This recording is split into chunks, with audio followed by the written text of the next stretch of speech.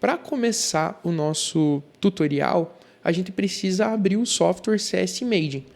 Então, para isso, a gente pode acessar o ícone do software, que pode estar presente na sua área de trabalho, ou podemos observá-lo no menu Iniciar, ou também pesquisando pelo seu nome aqui na barra de pesquisa do Windows.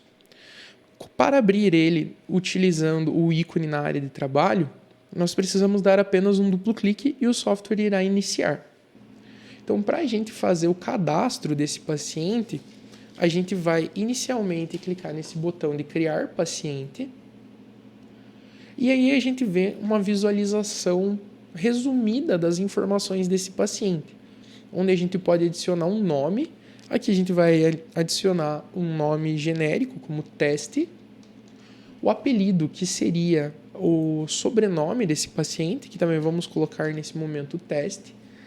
É importante também a gente colocar a data de nascimento, lembrando que informações como a idade do paciente, elas são informações úteis para o diagnóstico, né? Então, por exemplo, aqui a gente pode colocar que a data de nascimento é 10/10 de 2010, por exemplo.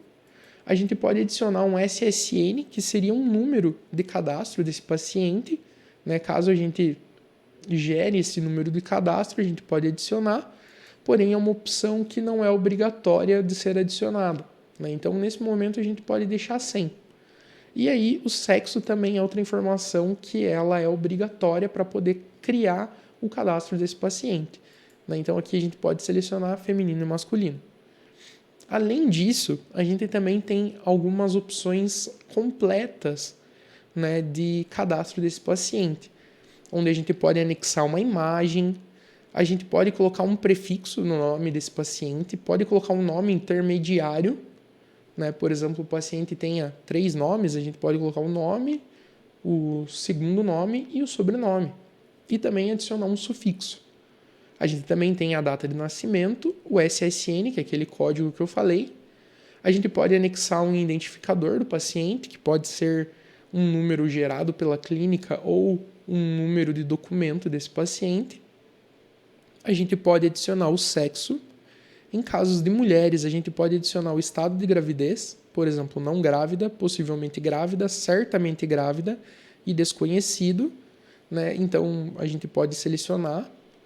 A gente pode adicionar o endereço do paciente, a cidade que ele mora, né, e o código postal, que seria o CEP. Além disso, também a gente pode adicionar um telefone de casa e um telefone de trabalho. Também um celular e o e-mail desse paciente. Além disso, a gente também pode colocar um comentário, por exemplo, no caso de um paciente que possuía alguma dificuldade motora de manter um filme dentro da boca sem movimentar, ou que ele tivesse dificuldade de se manter parado, a gente pode colocar nesse comentário, por exemplo, o paciente possuía dificuldade de se manter estável durante o exame, por isso houve limitações da aquisição técnica, né? Então, a gente pode colocar essas informações, né? Então, a gente vai alternar aqui para a versão simples mesmo e vamos, então, criar o paciente. Após criado o paciente, vai abrir essa nova tela, né, onde a gente vai, por exemplo, conseguir marcar o dente que vai ser radiografado, né, os dentes em questão. A gente também consegue selecionar se é um adulto ou se é uma criança. E também selecionar, depois de que a gente fizer a obtenção dos exames, a gente consegue então aqui selecionar também os exames que vão aparecer. E aqui a gente tem os modos de visualização desses exames. Então, a gente pode ver eles, né, em quadradinhos, um ao lado do outro. A gente pode ver uma lista onde vai ver um preview da imagem e ao lado algumas informações, por exemplo, o número do dente e informações do paciente. A gente também consegue ver uma pré-visualização maior ao lado, ou ver também como se fosse um carrossel, onde a gente consegue clicar e movimentar para visualizar os exames ao lado, né? Além disso, a gente também tem aqui essa opção de DICOM DIR, né, diretório do DICOM, onde a gente consegue exportar no formato DICOM os exames. Porém, não é a opção que nós mais utilizamos aqui na Lodge.